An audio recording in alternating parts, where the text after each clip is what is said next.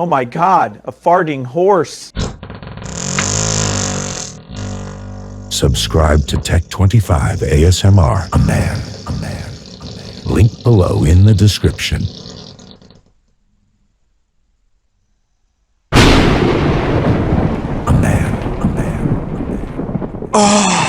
So yeah, seriously, go Tech25 ASMR. Link in the description. Go check it out. I'm soothing. I'm a man. Bob Lavari ASMR coming soon. So this is an interesting story. I know that there have been people speculating still to this day.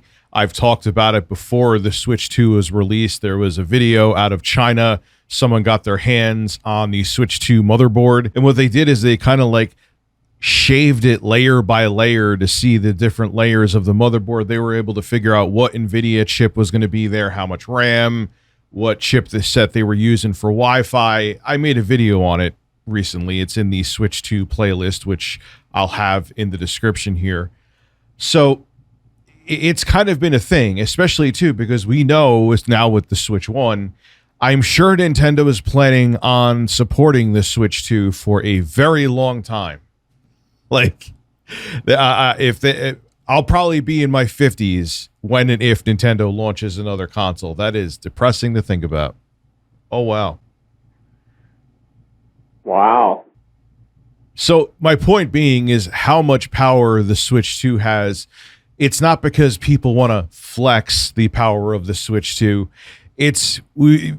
The consumer wants to make sure it's adequate because they know it's going to be Nintendo's main console for a very long time. So Virtuos is, which I didn't know who the hell they were until I made this video, which may sound terrible on my part. They're one of the biggest game development studios in the world. They're based out of China.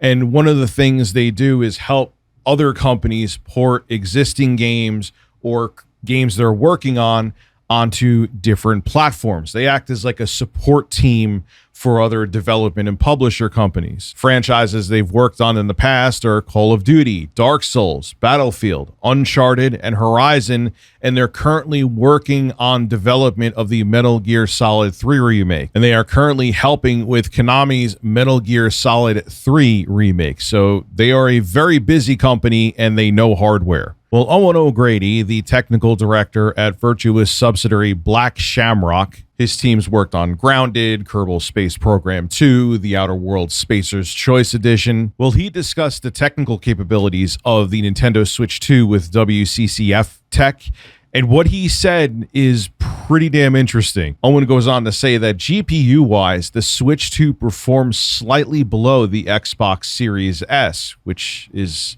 actually a somewhat pleasant surprise. We've been all over with what the performance is and how much difference the performance is in docked mode and portable mode, but it's good to see that at least in some mode, which obviously would be in docked mode, that the Switch 2 is along the lines of at least the Series S. So Owen goes on to say this about the Switch 2. GPU-wise, the Switch 2 performs slightly below the Xbox Series S. This difference is more noticeable in handheld mode, which makes sense. They cut the clocks in handheld mode for the GPU. However, the Series S does not support technologies like DLSS, which the Switch 2 does. This makes the GPU capabilities of the two consoles comparable overall. And this is where things start to go downhill for the Switch 2, which we've known about the CPU performance in the Switch 2 not being great, but to hear it come from such a prolific developer, it leaves me with mixed feelings at best. This is what Owen had to say. CPU-wise, there is a clearer distinction between the two consoles. The Switch 2 is closer to the PlayStation 4 in this respect. Oh man.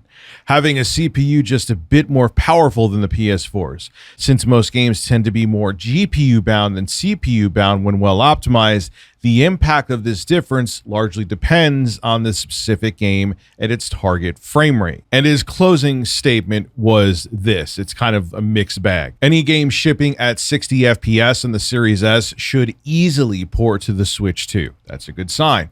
Likewise, a 30 FPS game that's GPU bound should also port well. Games, though, with complex physics and animations or other CPU-intensive elements might incur additional challenges in reaching 30 or 60 FPS or require extra optimization during porting. Keeping in mind that the Nintendo Switch 2 has 8 ARM Cortex A78C cores, and the Xbox Series S has AMD x86 64-bit Zen 2 CPU cores in there. The CPU cores are also multi-threaded as well. So as you can see here, it's not all bad news, and this isn't coming from some indie dev that's made like one game in the past before. This is a major studio that works on a bunch of major products and knows hardware. And they're saying that the Switch 2 is on par with the Series S GPU-wise. That's a good thing. We were hearing that rumor for a while, and to hear a dev who has their hands on dev kits of the Switch 2 say it, good sign. Happy with that. Not bad for a portable device. On the flip side, though, the CPU cores. If they're on par with the CPU performance of the PlayStation 4, which had the Jaguar cores from AMD, the Xbox One consoles also had a very similar CPU. Oh boy. If you're expecting a bunch of very big open world games, like current gen ones, I should say,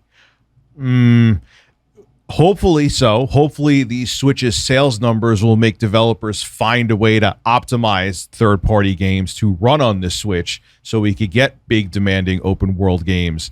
But if they can only go as far as the hardware will allow them. Devs have come up with some modern miracles on the original Switch. Witcher 3, Doom and Doom Eternal. The list goes on and on. Zombie Army 4. I love that game. My point being is that they got games you could never imagine would work on the original Switch to work. If there's the install base on the Switch 2, then we'll probably see games get optimized even if they shouldn't work on the Switch 2. So there's that hope. But if the Switch 2 doesn't continue to sell the way it is, which I don't see why it wouldn't, but you never know, maybe developers will take pause and be like, wait, the install base for the Switch 2, I'm talking like if we see this a couple years from now or a year from now, they're like, wait a second, the Switch 2 sales have stalled, if they do. And a developer may be like, yeah, it's going to be tough to port this game over, and if we don't get the return, why would we try to do it?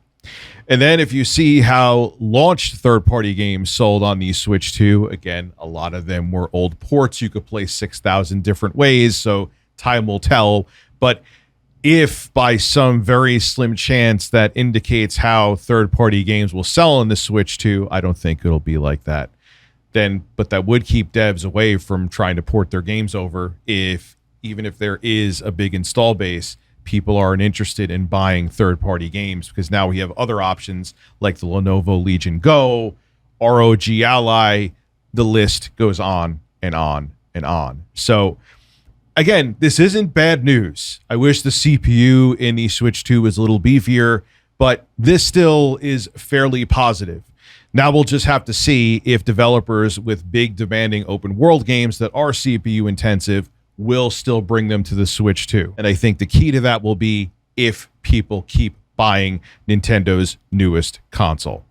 This is Rich Tomorrow, signing out. Bob Lavari, 2028. Hey, if you watched the whole video, what the hell are you doing? You're not subbed yet? Click that sub button. I live stream here all the time. We have a good time. Make sure to become a subscriber. It's free.